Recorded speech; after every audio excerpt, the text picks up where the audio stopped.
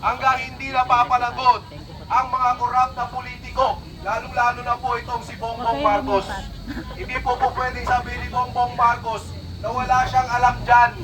Hindi siya pwedeng maghugas ng kamay dahil siya ang pumipirma sa budget. Hindi rin, mga kababayan ko, dapat mawala sa listahan itong si Mr. Speaker Romualdez. Kasi nakita ko po yung mga listahan ng mga kinasuhan na parang si Saldi ko lang ang medyo inalay nila. Si Romualdez wala po doon. Paano po kaya yung testigo, yung sinabi ni Master Sergeant Cotesa na siya ay nagdi-deliver ng pera sa bahay po ni Romualdez? Mr. Chairman Ping Lacson, siguro nabulaga ka sa testigo na yon. Siguro naman, baka po pwede pag-aralan mong mabuti ang mga salaysay. Kasi ngayon po mga kababayan ko, ay tinitira po nila yung naglabas po ng katotohanan.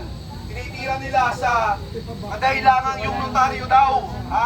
Hindi daw yung abogado ang pumirma sa notaryo. Kadalasan po ganito nangyayari, di ba?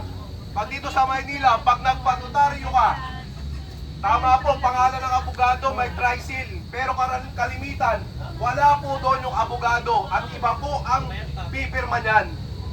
Ganun po nangyari. Sapat na po, mga kababayan ko, yung panunumpa ni Master Sergeant Cotesa doon sa Senado. Kaya nga po, inaangaan ko po yung maris na yan, mga kababayan, talagang saludo po tayo. Kaya nga po, hindi po tayo aalis dito. At tayo rin po ay patuloy pang nananawagan sa mga kababayan kong Pilipino. Kung may oras naman po kayo, bandang hapon, dumaan po kayo dito. Pagkagaling nyo po sa trabaho, dumaan po kayo dito.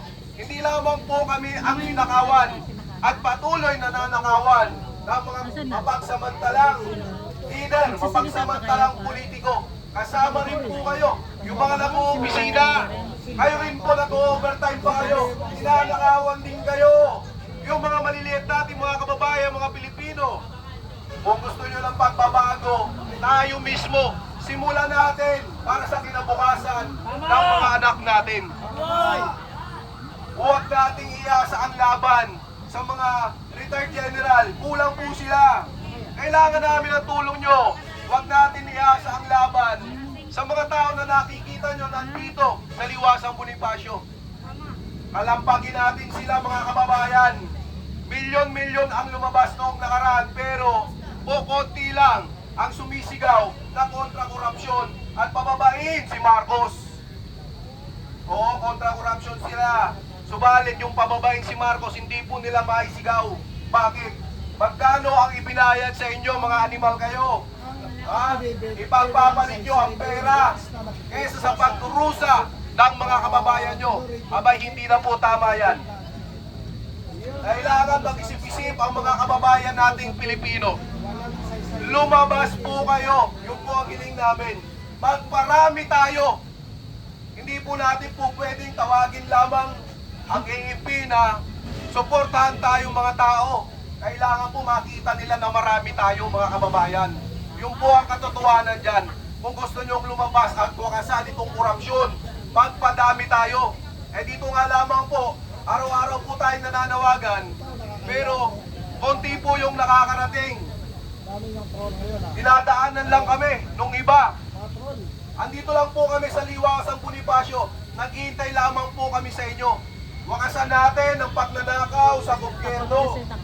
Uulit-ulitin po nila yan hanggat wala po tayong napapanagot. Tatandaan nyo po yan. Uulit-ulitin po nila hanggang wala po tayong napapanagot na ipapakulong. Tayo mismo ang magpakulong sa mga politikong magnanakaw at kurap na mismong ang kinabukasan ng ating mga anak ay ninanakaw ng mga animal. Mga kababayan, muli, yung panawagan namin ay tuloy-tuloy. Hindi po kami aalis dito. Hindi po aalis yung mga tao nandito at patuloy po itong dadami at madadagdagan pa. Dahil sawang-sawa na po ang mga kababayan natin Pilipino. Sawang-sawa na sa korupsyon. Anong gagawin natin? Kumilos tayo. Samahan nyo kami. Ito, panoorin nyo yung mga vloggers natin na nandito. Diba? Huwag lang tayong matapang dyan sa mga chat box. Ang laban po ngayon mga kababayan, nandito ko sa kalsada. Dadali natin sa kalsada yung laban. Laban para mapagrisan ito si Bongbong Marcos, mapanagot ang mga kawatan sa gobyerno. Lumabas po kayo. Huwag lang tayong matapang dyan sa chat box na yan. No? At sa mga trolls naman, masaya ba kayo na pinapakain nyo? Ha? Ang pinapakain nyo sa pamilya nyo ay galing sa mga magnanakaw na politiko? Hanggang kailan kayo matatauhan? Hanggang kailan kayo gigising? Muli magsama-sama po tayo mga kababayan. Simula pa lamang ng laban na ito. Mahaba po at ang tagumpay hindi po yung basta-basta makukuha ng isang araw, 2 araw, 3 araw. Unting panahon na lamang po ang nakikita ko at magtatagumpay po ang laban natin. Magsama-sama tayo. Magtulungan tayo para sa kinabukasan ng mga anak natin.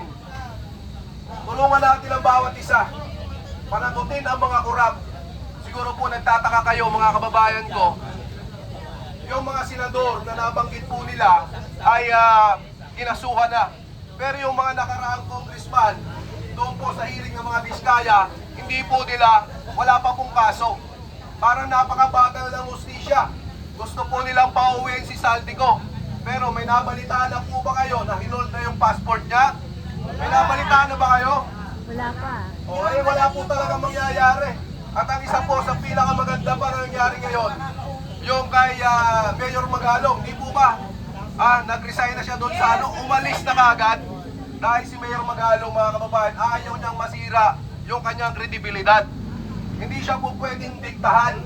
Sa nangyayari po kasi ngayon mga kababayan ko, dahil sa hearing sa Senado, mukhang hindi po maganda yung tinatakbo. No? Kasi eto nga po, yung testigo ni Senator Marcoleta, mukhang gusto pa nilang pasunungalingan.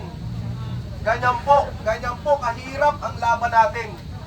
Kung sino yung nagsasabi ng totoo, gagawa at gagawa sila ng paraan. Gagawa at gagawa sila ng dahilan para hindi mapaniwalaan. Ganyan po katindi. Kaya nga po muli, lumaban tayo sa korupsyon. Yung po ang aking panawagan sa inyo. Wala na po tayong magagawa sa panahon ngayon. Pakikibaga sa lansangan. Tutulan natin ang korupsyon, ipakulong natin ang mga korap na politiko. Pag-resignin natin si Marcos dahil siya lahat ang punot-dulo ng nakawan dito sa bansa natin. Uli, hanggang dito na lamang. Magandang gabi sa inyong lahat bilang isang Pilipino. Mabuhay po tayo. Isang malakas na bagsak. Marcos, resign! Isa pa, Marcos, resign! Kaya magandang gabi po muli sa inyo mga kababayan. Salamat.